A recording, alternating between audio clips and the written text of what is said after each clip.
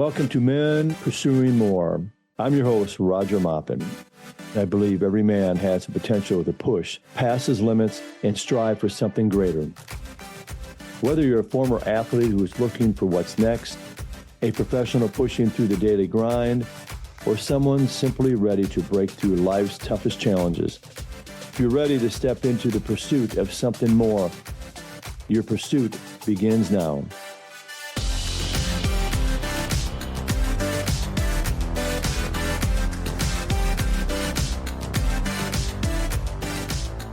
All right, welcome back to Men Pursuing More. I'm your host, Roger Maupin, and today we have Akeen Smith joining us. And Akeen, before we dive into your story, let's talk about a few fun facts. First question, your favorite all-time NBA team? I would say the 2016 Golden State Warriors. What year was it Kevin Durant came? I'm not sure exactly what year that was. Yeah, it was about that time, yeah. But that team, that was probably one of the best teams I ever played personally. And that was one of the best ones to me. It was cheating a little, but they still played basketball the right way. I would go with them. How about favorite all-time player? Kobe. Kobe. I'm a Kobe guy. Kobe raised me. I have to go with, I like Michael, Magic, but Kobe, he can give you a lot of lessons. See, Kobe was my Mike, though, because I caught the tail end of Mike. I didn't really start watching basketball until I was like 11, 12. By that time, Jordan was already done. So Kobe was my Jordan. He has a lot of wisdom, too, and not on just his skill play and his work ethic, but just when he spoke, too. Yeah. A lot of wisdom coming out when he spoke, and I think people can learn a lot from it.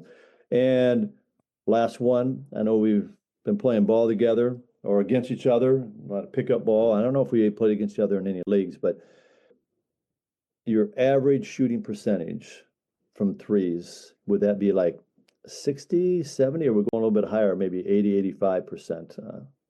Like I was saying earlier, I'm thinking I'm probably like a 50, 40, 90 guy. You know, 50% from field, 40% from three, 90% from the free throw line. Okay. But well, for pickup, you never really know. Some days you're hot, some days you're not. You're usually hot. How about layups? You think you're pretty good inside within five? Mid post game, yeah. If my legs are feeling pretty decent. All depends how the legs feel. You know how it is, man. Some legs, you ain't feeling it, you ain't feeling it. You're right. You got to have the legs. Mm-hmm. That's so true. All right, let's get into your story and just tell us about and tell the listeners of you growing up in Brooklyn, New York, and then you eventually making your journey to St. Paul, Minnesota, and then growing up in St. Paul and then attending St. Paul, I know Central. Just tell us some of the successes as well as some of the challenges along that journey. Actually, like I said, I'm born in Brooklyn, New York. I came to Minnesota at an early age. I came here when I was about 4. So I was raised in St. Paul. But our family will go back and forth. Every summer we'll go back to New York, or I'll spend a summer there, or I'll go to a year, do a school year there, and then come back. But for the majority of my life, I've been in Minnesota, St. Paul. So, yeah, spent a lot of my time here. And So you still have, like you said, a lot of still family back in Brooklyn? Yep, still family in Brooklyn. A lot of them moved to up north, or they moved to Atlanta. But a lot of people are getting out of New York, trying to get out of it as much as possible. Maybe coming here to St. Paul, Minnesota. Some of them, they don't like it. A lot of my family members that came to visit, they was like, it's too cold. They like, they visited, was like, nah, this ain't it. We're gonna go to Florida. How about growing up, going to school at St. Paul Central? I know you're involved in sports at St. Paul Central. Yeah, but see, the thing is, I only got to play my freshman year because I was a knucklehead. I was one of those guys. I came from there. I felt like if you were good enough at sports that you could just play, but I didn't take the academics into account. You know what I'm saying? I didn't take that in, knowing that you have to have good grades as well. I just thought if you're just good, then they'll just make you play. And I wasn't as good as I thought I was in the 9th grade. Like, you know what I mean? So that's one thing I regret. I wish I would have actually took my academics as serious as I took basketball. But I always had to play in AAU leagues. The coaches would have summer leagues. I would always make those teams, and I would always play every summer when do that. But I just couldn't play. I wasn't eligible to play high school ball. You think of the lesson to be learned, or just a lesson for players out there right now Yeah. that maybe not the ones that are beyond their game, but that are in the high school environment right now. Maybe not even high school. Maybe they're even a middle school environment. And we can also go to college too, but how important the academics are. You got to balance both. Don't think you're just going to be, it's all about playing. You also got to keep up your grades too. Yep. Exactly. And that's one thing I had wrong because the generation before me, they got away. Some of those guys that I played ball with that were older guys, that was their story. They'll be like, okay, yeah, my teacher or this counselor just skipped me through. So I'm thinking, okay, I'm just as good as him. I'll be able to get it. And they're like, nah, doesn't work like that, kid. You gotta at least have a C. Like, you know what I mean? We're not just gonna pass you by. You're not that good. That's an awesome lesson for listeners to hear where you thought, hey, it happened to my older brother or sister, or happened to, hey, my uncle, maybe 10 years ago. It's not happening now. Yeah. You got to have those grades. Well, let's talk about after high school. And eventually, I know you had some kids and then going through a divorce and all that. Just tell us everything about that, having kids and then going through a divorce. And then, I know, like yourself, like me too, being remarried. Can you just share with us a little, the audience about that? My story's a little diverse. Like I said, I've never been married at all. I have children, but Okay. after high school, I ended up getting locked up, and I had a felony conviction. And by the time as soon as high school was over, ended up getting the felony. So that really put a damper on my life. I ended up doing a year in the county, and then got 20 years probation. So that put a damper on me. As soon as I got out, got my GED, and it was hard to find work. It was hard to do anything because I had a felony at such an early age. I guess as soon as I turned 18, I was locked up 17, going on 18, and then so that put a real damper on me from that time to damn near 30 years old was when to like change for me. Yeah, that was a real thing that I had to go through, but I put myself in that situation, so I had to deal with it. But I learned a lot along the way, so that was a real thing I had to go through. I know the many conversations we've had. You just have a real good perspective on life. Oh yeah, You've been through things. yeah. And some people grow through it, and some people and learn through that. And some just, hey, they're angry at it, they're upset, they just haven't moved on. Mm-hmm. I think you just have a lot of wisdom, a lot to share with, I think, these listeners on this podcast about just when the dark times, when life was tough, Mm-hmm. and how you grow out of that and how you learn from it, and just that growth period. And I think we want to get into that. Just how did you overcome that challenge? Because it's not easy. It's the challenging times. I think for me the main thing is God, and second, having a good support system. You know what I mean? I still have a great support system. A handful of people that they give it to me real. They would be like, okay, there's no sugarcoating anything. You caused this on yourself. Now you made your bed. Now you got to lay in it. There's no woe is me, none of that. So now you made this mistake. Now you got to find a way to maneuver through it. Once I grasped that mindset that, for one, I put myself in a situation. For two, I got myself out of it. And nobody owes me anything. So I had to really lace up the bootstraps and get straight to it. And then I went through bumps, ups and downs, but I feel like I needed to go through that because as an early teen, I was my mommy's always like, "You're ungrateful," and she was right. Like, you know what I'm saying? Like, because, like I said, my mom is from Jamaica. She came from Jamaica. From us being in New York to here, the things that I had to endure compared to what she had to endure is nothing when I look at it in hindsight. Like what my parents had to endure to what I had to endure. I'm not saying that I didn't go through anything, but I started to look always just thankful for the little things. If I can walk, if I got my health, you know what I'm saying? There's certain people that's in prison when I was locked up at that early age, I was around people that were my age that weren't getting out. They were fighting for their life. So that made me realize, okay, that's little time that I'm facing is nothing. You know what I mean? I couldn't really complain about it because there's guys facing 80, 90 years. So I had to really count my blessings. Like, at least I'm not going through what that guy's going through.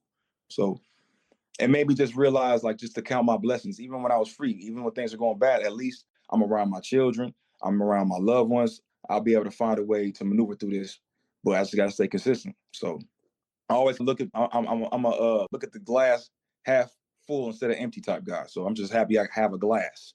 You know what I mean? That's always been my mindset. That's just to let the listener know, one of the many reasons why I wanted to have you on this podcast. I just feel you have a lot to share with not only men, but boys becoming men. Yeah. Just your perspective on life. You keep it real. You have such gratitude. You're just really an uplifter and an empowerer of other men when we play hoops. You're just there. You're competitive. Hey, you're out in the game, but you're a kind of uplifter, Yeah. other men. And when we're playing too, but there's sometimes some guys just, it's hard to uplifting them because they're just not performing. Or Yeah. why'd you even show up today?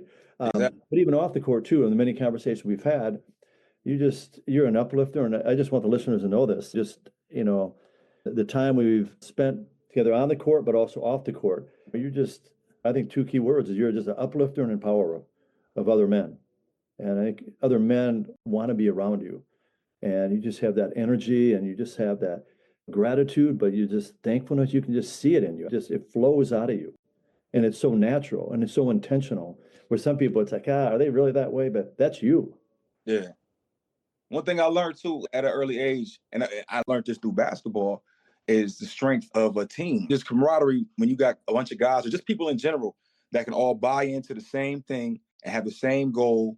And whether I'm the star or you're the star, I can clap for you whenever you succeed. You know what I mean? Because I know eventually when you're winning, I'm winning, and vice versa. When I'm winning, you're winning. Because I know it's a team. Even if I'm doing great, I still thank my team, and vice versa.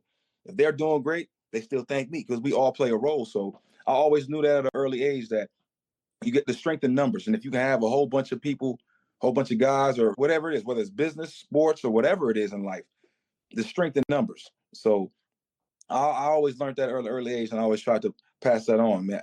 And what's the saying? You get more bees with honey. I just, when I put this podcast together, it was all about bringing men together. Yeah. Not hearing my story, but hearing other men's story about them wanting to pursue more, about like, hey, we've all had challenges to go through. If you haven't any challenge going through, then you're probably not being true to yourself. Yeah, yeah. And we're going to continue to have hiccups and challenges along the way. And how do you navigate through that? We point fingers and like you're talking about, hey, just be thankful. And sometimes you just have to suck it up and you have to just work through it. And then, like you were talking about, having a community of men or like a support network around you. Talk a little more about that, about having that support network around you, how important that is. I think it's real important because our motto was always, if I got a group of guys or just family, say there's 10 of us, and one day I may just mentally break and everybody can uplift me. Okay, I'm back. And vice versa. If they fall, I can help lift them. You know what I mean? But like I said, we have to do everything in truth and honesty. Like we're not going to sugarcoat it. We're not going to say what makes you feel good. We're going to say what you need to hear. And say, and I'm the same way. I respect people that tell me what I need to hear, not what I want to hear. You know what I mean? I respect that out of a friend or family member, whoever does that, because I'm gonna do the same thing, but it's all done with love, not to belittle you, but you need to hear the truth. Now, after the truth, like I said, the truth's gonna make you free. Hopefully now you have an opportunity to correct whatever the problem is. So I've been blessed to be around people that didn't sugarcoat anything. Didn't sugarcoat anything. And growing up, a lot of people were like, "Oh, you guys are real blunt," but I think the world needs that because it's too much sugarcoating and it's too much pacifying, and then people are just in a situation that they can actually fix for themselves, but they like instead of looking themselves in the mirror, they blaming everybody else. So I always start with self first before I start pointing my fingers at anybody else. To look at myself. What can I do? Well, so I'm blessed to have those type of people around me. Another reason I wanted to start this, I felt if you raise up mighty men and men that really want to take care of their family, they're not just going to take care of their family. They're going to want to take care of others in their community. Yes, sir. That's a And all of fact. a sudden you have men that are not just taking care of their family, they're watching out for their neighbors, Yep. making their community better, they're making their city better, and it just becomes this ripple effect. Yeah. And that I was brought up, I believe it really takes a village. If I seen somebody else's kid in harm's way, I'm gonna just because it's not my kid doesn't mean I'm not gonna go help them because I would want somebody to do the same for mine. So yeah, it takes a village. It was interesting. I remember you were talking about your parents too, where they grew up most of their life in Jamaica, but they came from Cuba, right? No, they're grandparents. Oh, their grandparents. That's right. Their They're grandparents. Yeah. Cuba, and they were first generation born and raised in Jamaica, Oh, Jamaica. Okay. and then I'm first generation born in here. So Yeah. Your parents eventually made their journey to Brooklyn, right? Yeah. Yeah. That's where they met. Brooklyn, New York. Yeah. My dad, my brothers I got more brothers on my dad's side. They still live in New York too, but they're in Yonkers. So they're out there in Yonkers. And then the rest of my family on my mom's side, a majority of them in Brooklyn, or a lot of them moved upstate New York. So yeah, like Middletown. But yeah, a lot of them getting out of the city right now. So when you go back there, do a lot of them come together for that weekend or that week or? Well, it depends. Sometimes when we was younger, everybody still lived there. Yeah. When we would go back, we'd just go visit. We'll go straight to family's house. We'll stay with family because we had a lot of family out there. So we'll just visit family and then just go ahead, go explore. Like she was that type of mom, but just go because we didn't want to be around her. But not that we didn't want to be around her, but we want to be around our cousins. We want to be around for sure, yeah. age. So we would just, I'm going over auntie's house. I'm going over my cousin's house. And New York is different because, like I say, there's people outside all day. Yeah. We would just be out. And one of the best things I love the most about New York is that everybody play basketball. There's a court everywhere. So there's two things you're going to learn how to do if you're from New York. You're going to know how to play basketball a little bit, and you're going to know how to play chess. Especially basketball and chess. I spent the majority of my time at the park because that's what I loved the most was just basketball. Oh, and yeah. then I sit by the older guys and watch them play chess, and I'll learn how to play. So I know how to play chess, and I know how to play basketball. Yeah, that's so good. What would be like the best advice that has ever been given to you? Why was it the best advice, or who gave it to you? Is there somebody you can think of, or sometime along the way that just gave you some amazing advice? My older cousin, Dimitri, we call him Meech. He's also from New York. It's my mom's first cousin's son. And my mom took him in. His mom was going through hard times in New York, and she sent him to come stay with us. When I was like 13, he came up here and was living with us. So I would thought I had it rough. He had it a lot rougher than me. Like he really grew up in New York. But some of the best advice he would always give me is just that nobody owes you nothing. Nobody owes you nothing. I'm thankful for your mom for taking me in, but it's not like she was like giving me a meal and she just like, here's somewhere for you to live, figure it out. So that was always the best because he showed me how to go out and provide for myself. And because that's one thing he always been doing since he was 15. He had to provide for himself. He stuck that mentality in me that nobody owes you anything, and excuses are useless. That's the saying we always grew up saying. Excuses are useless. What are you gonna do with it? You can't bring it to the bank. You can't do anything with that. So figure it out and fix whatever problem you have. You're the star of your own film. So I think that's some of the best advice that I've got because I don't look for handouts. I don't look for anything. If I ever have an issue with anything, I can correct it. So I think something that just kind of hits at the heart. You don't forget kind of advice like that from your cousin, right? Yeah, cousin. Yeah. So who are some from your past as well as maybe present time, some influential people in your past or present time that have made an impact on you? I know one you just said, you mentioned your cousin. Yeah, my cousin was one. I like a lot of historical figures. Like I really looked up to Muhammad Ali. Mm-hmm. Loved Ali because he's a sports figure, but he stood on what he believed in, whether he had to lose it all. You know what I mean? He had to eat, but he stood on his morals and his principles. Even when he was on the verge of losing it, he lost his title. Yeah. Even with that, he still stood firm and still was able to maneuver through that and then get it all back again. So I always looked at him. He's one of the guys I looked up to. I was like, okay, if I ever made it to that level, I would still stand firm for whatever I believe in, and I wouldn't change that for anybody or my career or anything like that. I wouldn't compromise my morals for a career. So he's you had mentioned. Oh, go ahead. No, go ahead. You got it. Tell us about Kobe. I know you really looked up to Kobe. Kobe too. Kobe. The thing with him was the work ethic. Mm-hmm. That's one thing I took from sports, but not just with sports, but just life in general. Like, why be average? That's my whole thing. Like, why be average? And if you put in the extra work, it'll show. So for me, like with basketball, like my story with basketball, I didn't start off being like just some 5-star athlete. From 9th grade to 10th grade, 11th grade to my senior year, I developed every year. I really felt like my senior year, I was better than everybody. But it was the work ethic I put in every single year. And the older guys that I played ball with that were going to college, they were going to D1 colleges, and they would come back. We'd all play in the summertime when they or spring break or whenever they had breaks. And I would measure my game against theirs because they're in college. I'm still in high school, so I'm looking to them. If I can hang with you, then there's nothing this guy can do. So I always looked at it like that. And when I played in some of the most like treacherous parks. Like you see, I talk a lot of trash. Like I talk, that's just my game. These guys would talk so much. Like they'll make like I've seen guys that were actually decent get talked and just not get talked to so bad, like they'll lose their confidence and wouldn't want to play basketball anymore. And the guys that were in college, they're like, this is what it's like in college. Like you think it's like this in Division I. Everybody's fighting for a spot. So it made for some of the best competitive basketball I've ever played. And Kobe Bryant's the same way. Like all the guys in professional sports, not all of them, but the majority of them, you got to have that edge. So I always looked at that and used that to fuel me when it came to sports and just life in general. You know how it is, having that edge, it's a competitive game. Mm-hmm. And if trash talking is part of the game. Oh, yeah. If a guy comes into a gym that, man, why are these guys ridiculing me and putting me down? You haven't been around the game of basketball much. Exactly. You develop some thick skin. You have to. You know, in the game. Because it's mental at the same time. Somebody could be a real good player, but they're mentally not strong.